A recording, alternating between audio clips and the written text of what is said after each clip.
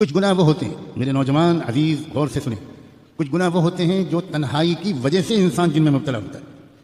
وہ گناہ دوسروں کے سامنے وہ نہیں کر سکتا. وہ تنہائی ہی میں اس کے اوپر ایسا ایک جنون طاری ہوتا ہے کہ وہ ایسے گناہ کر بیٹھتا ہے جس سے اس کی صحت بھی خراب ہوتی ہے. آگے چل کر زندگی میں اس کو بہت شرمندہ ہونا پڑتا ہے. اس کی شادی شدہ زندگی کامیابی سے نہیں گزر سکتی. وہ بیچارہ اپنی بیوی کو آنکھ میں آنکھ ملا کے بات نہیں کر سکتا.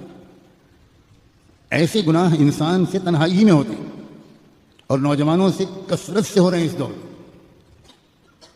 ایسے لوگوں کو چاہیے کہ وہ ایک بات تو یہ اپنی زندگی کا وظیفہ بنائیں کہ ایسی تنہائی سے اپنے کو بچائیں.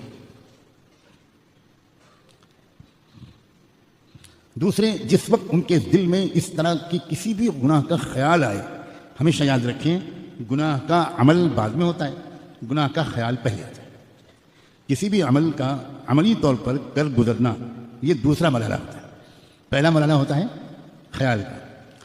اگر پہلے ہی مرحلے پر انسان روک لے، کنٹرول کر لے، چوکنا ہو جائے تو یہ خیال عمل میں تبدیل نہیں ہو سکتا.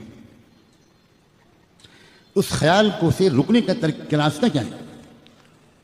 فوری طور پر اپنے ارادے کی طاقت کو استعمال کر کے دوسرا خیال دماغ میں لایا جائے. یعنی اس خیال کو بدلا جائے. آدمی اٹھ کے بھاگ جائے، ایک دم آدمی اٹھ کے کھڑا ہو جائے. آدمی ایک دم قرآن مجید ہاتھ میں لے لے، الماری سے کتاب ہاتھ میں لے لے، تسبیح ہاتھ میں لے لے جو سامنے ٹنگی ہے. وہ اللہ تعالیٰ کو یاد کرنے لگے، درود شریف پڑھنے لگے، استغفار پڑھنے لگے.